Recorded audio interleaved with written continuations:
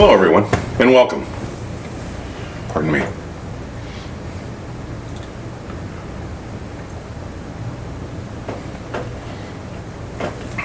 Today I want to finish up on the topic I started last week on understanding the most overlooked and crucial component of our entire system, our listening room.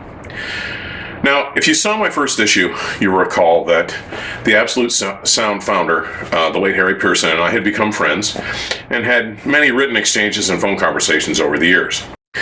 One of the more interesting of those conversations took place in the spring or the summer of 2008, when I explained to him that I was compelled to disagree with his founding premise. His long-standing tenet that the ultimate goal of any electronic music reproduction system should be to faithfully replicate the one true voice of the instrument or instruments creating the performance was, unfortunately, a flawed paradigm in my eyes. As you might guess, that ruffled his feathers, to say the least. But I went on to explain that it was a demonstrable law of physics that instruments themselves do not have one fixed, or from his position, one absolute voice.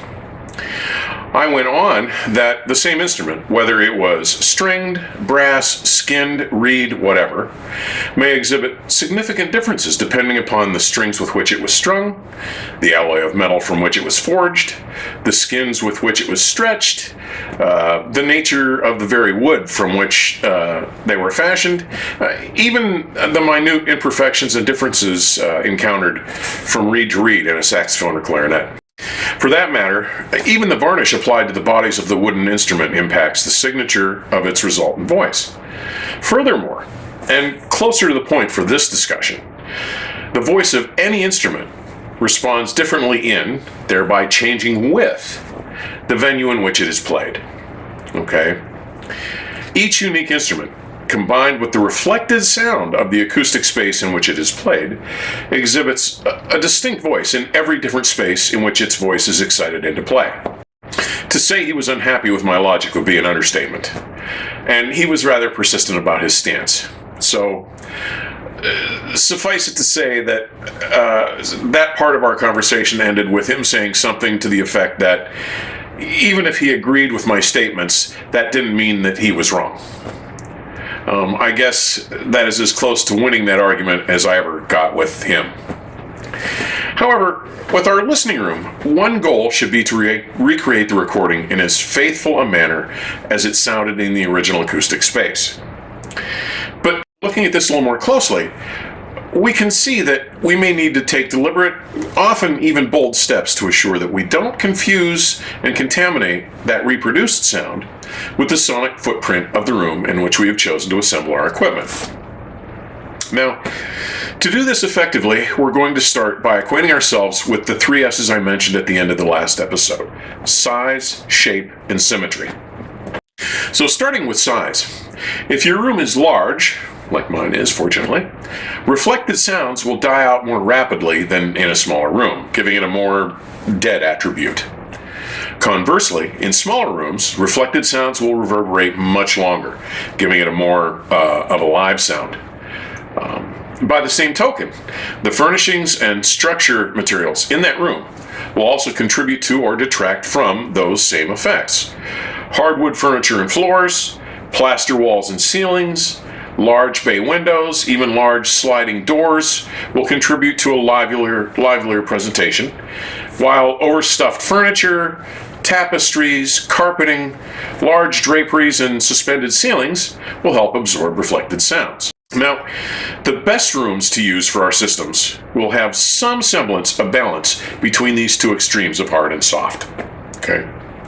And typically, a larger room will offer better overall performance.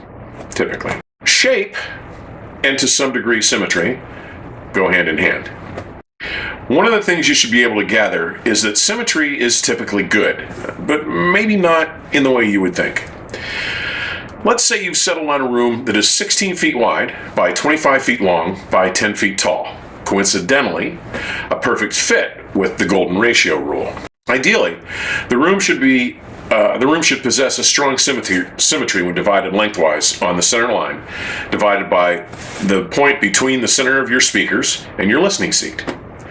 If you have glass windows in the middle of the long wall on your left, your best option would be to have them present on the right as well. If there is a doorway or archway behind the left speaker, then ideally there should be one present of the same shape and in the same location behind the right speaker as well. It's not likely, but that would be ideal. Typically, it's also best to avoid asymmetrical room shapes, like L shapes, or rooms with partial dividing walls jutting out into the otherwise open space. These irregularities greatly affect the reverberant fields within your acoustic space, creating problems that may not be so easy to overcome. In some cases, however, symmetry can be your undoing. For example, your speakers should have no common distance from any two boundaries. So if your speakers are 5 feet away from the back wall, they should be any distance other than 5 feet from the side wall and from both the ceiling and the floor. The reasons here are identical to those applied to the rationale behind why we don't want any two dimensions in our sound room to be identical, that of reinforcement and cancellation. In this case, asymmetry is the most effective option. Now, dealing with symmetry on its own, regardless of long wall or short wall orientation, your speaker should be set up at the base of an equilateral triangle with your listening position as its apex. That triangle arrangement should then be placed symmetrically within the confines of the room itself. The main reason for all this is that the arrival times of all frequencies, both directly radiated from the drivers and reflected from all the boundaries in the room, can be kept nearly identical. Now, this affords a much better overall balance of timbre, a larger, more realistic soundstage, and considerably more solid and accurately sized images. The unequal distances really translate into unequal arrival times, which will damage and skew all these important aspects of our sound reproduction and will make them much more difficult to tame or to correct with secondary room correction techniques. All right, with a broader understanding of the 3 S's, let's take a look at some ways to tame less than perfect rooms, starting with primary reflections and corners. The point of the first, or primary reflection, is the point on the outside walls that reflect the sound primarily of the uppermost and mid-range frequencies at the angle that directs them directly into our listening chair. Okay? To tame them, we can place absorptive and or diffractive materials at that location on the wall where the angle from the tweeter to the wall reflects directly to our listening position. Everybody remember their basic physics? Okay? Angle of incident equals angle of reflectance. So determining these points in the room can be done easily, especially with the help of a friend, and a concentrated beam flashlight or a laser pointer and a small handheld mirror. So what you do is you position your accomplice first at the left speaker with the light or the pointer and have them aim the beam at the wall to the outside of the speaker along a line which is on the center with the tweeter. Now, you move along the sidewall mirror, or the sidewall with that mirror, moving it forward and backward along the wall, with your accomplice keeping the light trained on the mirror until reflected light from the mirror hits dead center at your listening position. Okay? Once you've found that point, mark the spot with a piece of blue tack, some tape, or with a pencil. Following the same procedure for the right side, and you're ready to install your absorptive or diffractive materials. Now, I'd recommend covering from about 8 or 10 inches off the floor to at least 2 feet above the height of your speaker, or at least above the tweeter's position on your speakers. Now, in my room, I've chosen to build and install 2 6-foot tall by 4-foot wide frames, each holding 24 of the 1-foot square foam Oralex Studio Form acoustic wedgies. Okay, each one of these foam panels has a deep triangular, a pattern of deep triangular grooves running their entire length, and I have them situated in an alternating horizontal and vertical pattern so that they work a little better. And I have them hung on the wall so they're about 8 inches off the floor. A box of 24 of these wedgies sell for about $150, so it's relatively affordable to do this. One of the liveliest areas in your room will be any point where all three planes of the room intersect, the corners. Okay? Now, I've chosen to use a long-time standard, the Room Tunes Corner Tunes from Michael Green. They're quite successfully effective. They're priced about, I think, $160 for a set of 4 these days. What they are is a set of equilateral triangle cloth pillows. Measure about 15 inches on a side and about an inch, inch and a half thick. They're filled with a batting type material, and one side of the triangle has a foil reflector behind the cloth, while the other side does not. So, depending on the side you place outward into the room, you can be more absorbent or more reflective, depending on your needs. And these can be easily installed using tacks or push pins via the provided cloth tabs on each corner of the triangle. So those are the first 2 areas to treat, especially if you're starting with limited resources or want to minimize the impact that such tuning devices will have on the appearance of the room. Okay? Their implementation will help out greatly with image specificity, timbral balance, clarity, microdynamic shading, and even some room echo. Now, if you feel the need to implement more taming techniques, next up would be the front and the rear walls. One choice here is to have a near total front wall absorption and have the rear wall slightly diffractive.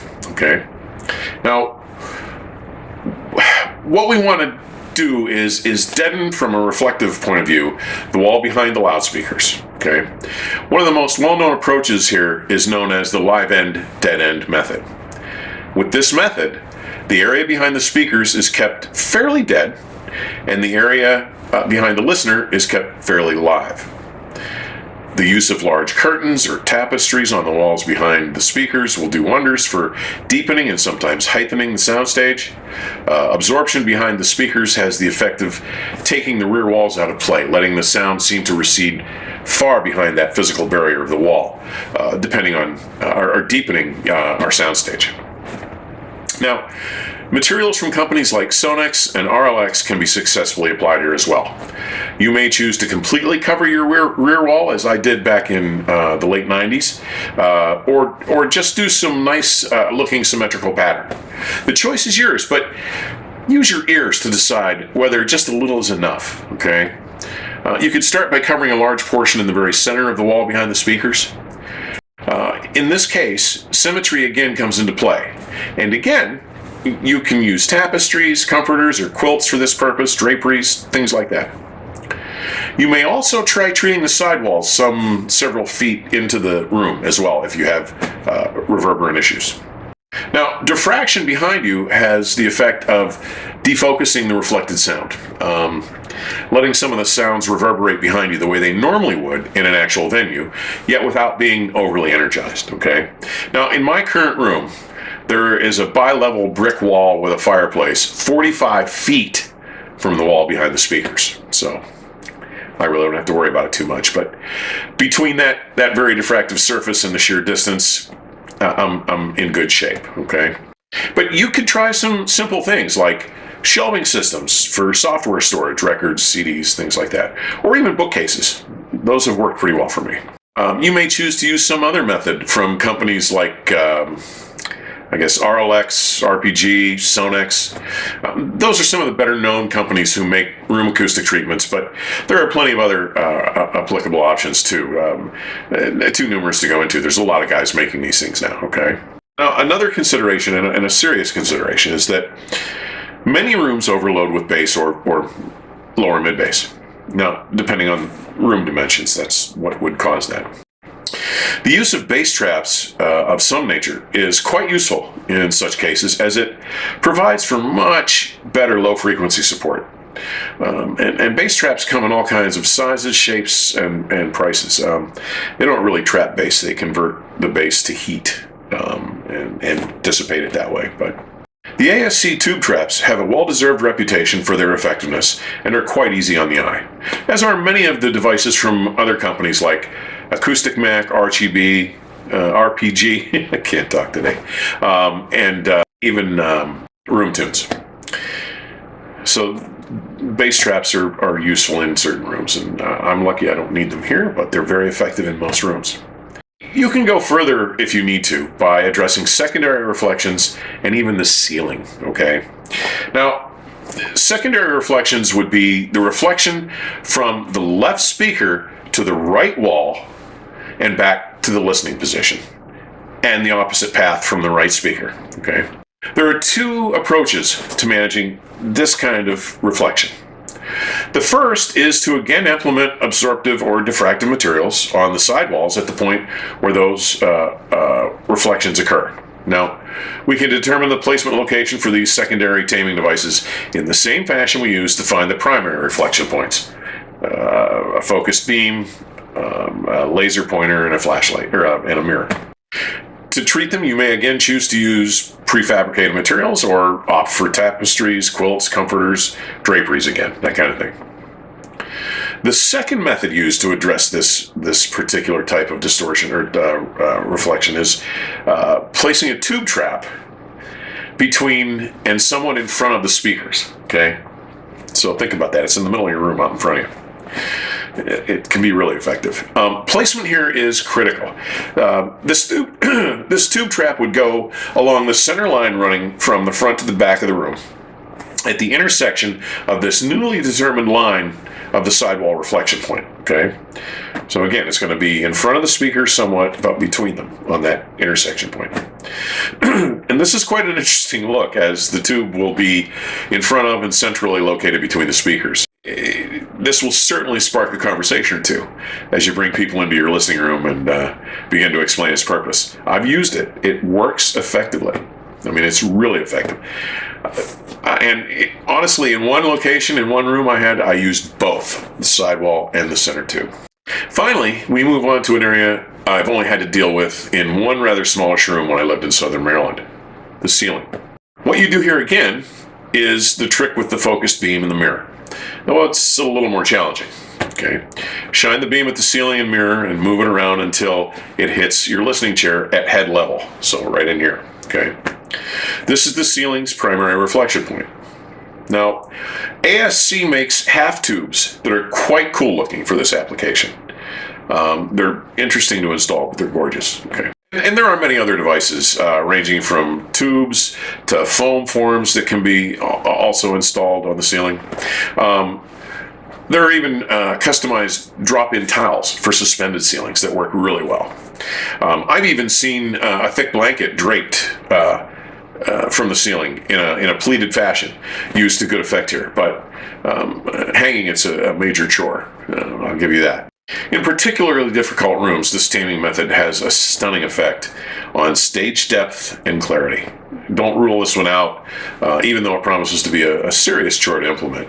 If you need it and you use it, you will enjoy much more accurate low-frequency support. You'll be treated to significantly reduced, if not completely abated, slap echo.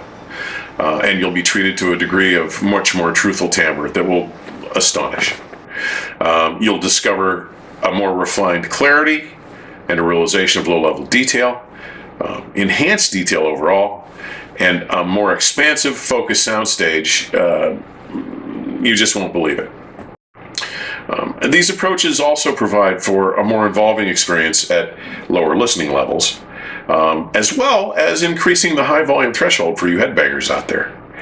But believe me when I tell you that understanding and taming your room can and likely will be quite time-consuming and maybe even costly, okay? But you will never realize the full potential of your immense investment, both in terms of the cost of your equipment and all your precious time, until you take the initiative to tame the final and most critical component in your entire system, the room in which it is all assembled. I've added some links to the manufacturers I've mentioned here below the video to give you some places to start if you want to pursue these routes. Please don't forget to like, share, and subscribe if you're enjoying these conversations. Thanks again for dropping by. Please stay safe and keep the music playing, okay? Until next time. Talk to you then.